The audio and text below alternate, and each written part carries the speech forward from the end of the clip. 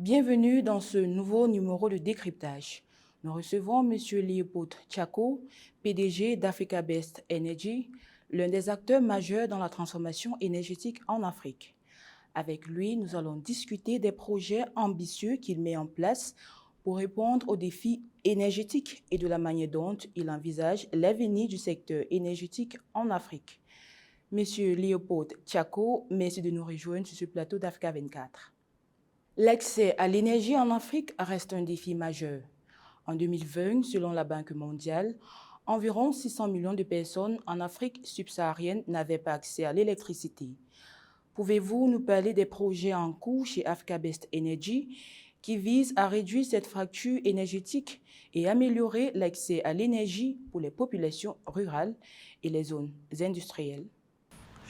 Vous allez droit dans le but parce que notre société a été créée pour venir pallier ce manque ou ce manquement qui est très très grave en Afrique actuellement, c'est-à-dire la problématique énergétique.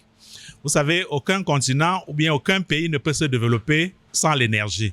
Et aujourd'hui, nous sommes convaincus que l'Afrique est à la traîne, que ce soit sur le plan industriel, que ce soit sur le plan social, parce qu'il n'y a pas d'énergie électrique.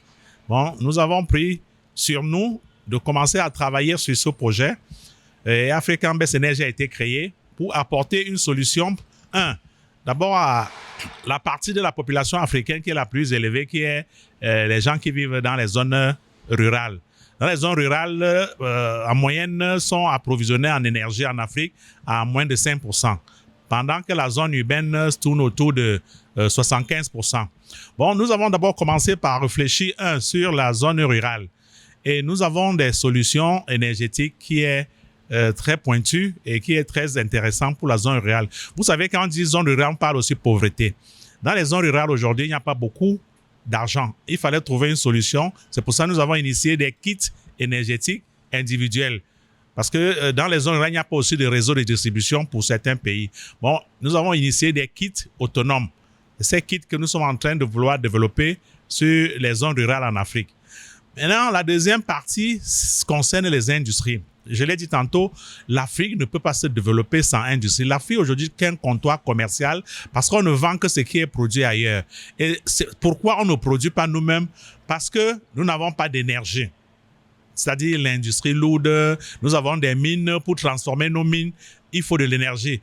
Nous avons de l'eau en grande quantité, mais pour mettre en place un barrage hydro, c'est beaucoup d'argent.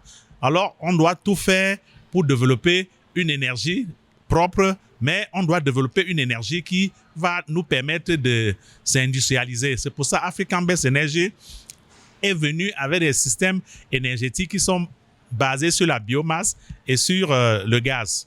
Nous faisons des centrales à gaz, nous faisons des centrales à biomasse, et dans d'autres pays où il y a vraiment beaucoup de difficultés, nous faisons des centrales à gazoil. L'industrialisation énergétique est cruciale pour le développement économique.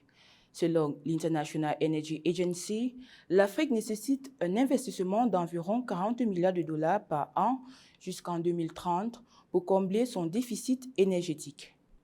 Quels mécanismes financiers mettez-vous en place pour attirer ces investissements et soutenir la mise en œuvre de vos projets énergétiques?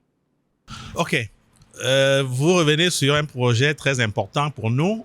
Nos zones industrielles aujourd'hui ont beaucoup de difficultés. Les zones industrielles à Douala, principalement, ont beaucoup de difficultés énergétiques parce que les entreprises qui sont installées n'arrivent pas à tourner suffisamment, à fonctionner suffisamment pour produire de la richesse. Pourquoi? Parce qu'il y a une difficulté énergétique. Cette difficulté énergétique doit être rapidement... nous allons rapidement nous retrouver pour pouvoir trouver une solution définitive. C'est pour ça, avec la Marzi, nous avons signé une convention pour construire 2 bases énergétiques à Bassa, à la zone industrielle de Bassa, et une autre à la zone industrielle de Bonabéry. Ces deux centrales électriques vont produire environ 100 MW les deux cumulés à gaz. Ça va venir combler le déficit énergétique dans les industries qui sont dans ces zones industrielles. Et là, nous sommes convaincus qu'à partir de là, nous allons apporter un plus au développement économique de notre pays. Les secteurs industriels et commerciaux sont de plus en plus demandeurs d'énergie, notamment dans les zones industrielles. En 2021, l'Agence internationale de l'énergie a estimé que la demande d'électricité en Afrique augmenterait de 4% par an jusqu'en 2024. Comment vos projets d'infrastructures énergétiques contribueront-ils à répondre à cette demande croissante? Bon, il faut déjà préciser que ces deux centrales ne vont pas répondre aux attentes jusqu'en 2040. Mais nous avons des besoins ponctuels. Et nous venons d'abord résoudre ce problème. Nous avons des problèmes ponctuels. Nous venons résoudre d'abord avec nos deux centrales aux besoins ponctuels. C'est-à-dire faire fonctionner suffisamment toutes les industries qui sont basées dans ces deux zones industrielles. Et par la suite, nos installations ont la capacité d'être agrandies à tout moment. Bon, nous avons des modules pour permettre de faire grandir nos centrales. Bon, ce qui fait que au fur et à mesure que ces zones industrielles vont grandir, nous allons augmenter nos capacités. Peut-être d'ici 2030, nous allons passer à 100 MW par zone industrielle. Bon, voilà ce que nous apportons. Mais pour parler plus clairement, les gouvernements, et principalement peut-être parce que nous sommes au Cameroun aujourd'hui, principalement le gouvernement du Cameroun est en train de travailler pour que l'autoconsommation, bien l'autoproduction soit quelque chose de réel. Parce que c'est par là aussi qu'on va passer pour résoudre les difficultés aujourd'hui qu'on a, c'est-à-dire libéraliser le secteur énergétique, donner la possibilité à tout le monde de produire et de distribuer. Je crois que les différentes réunions qu'il y a eu au Miné sont en train de résoudre ce problème. Parlant de l'Afrique en général, aujourd'hui, nous sommes en train de discuter avec deux autres pays pour continuer à les installer, nos centrales, en RDC et en République du Congo. Nous avons des centrales de biomasse qui utilisent les huiles d'algues que nous sommes en train de développer partout maintenant. Alors, nous comptons mettre un accent là-dessus parce que c'est de l'énergie verte.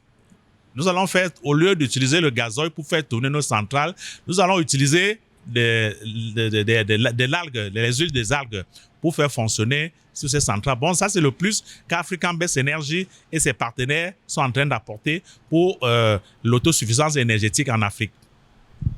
Dans un contexte où la transition énergétique et les enjeux environnementaux prennent une place de plus en plus importante, comment Africa Best Energy intègre-t-elle des solutions éco-responsables dans ses projets?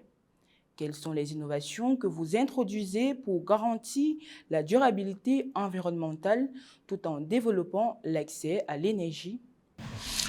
Première chose, partout où nous installons, nous faisons d'abord une étude d'impact environnemental pour protéger tout ce qui est autour de nous. Bon, nous ne détruisons rien.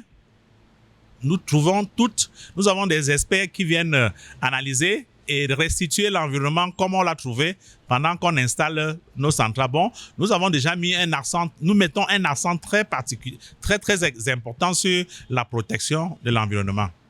Monsieur Léopold Tchako, PDG d'Africa Best Energy, merci d'avoir répondu aux questions d'Africa 24. C'est moi qui vous dis merci et merci à tous les Africains. Merci d'avoir suivi cette édition de décryptage. Retrouvez dans un instant une nouvelle édition d'informations sur Africa 24.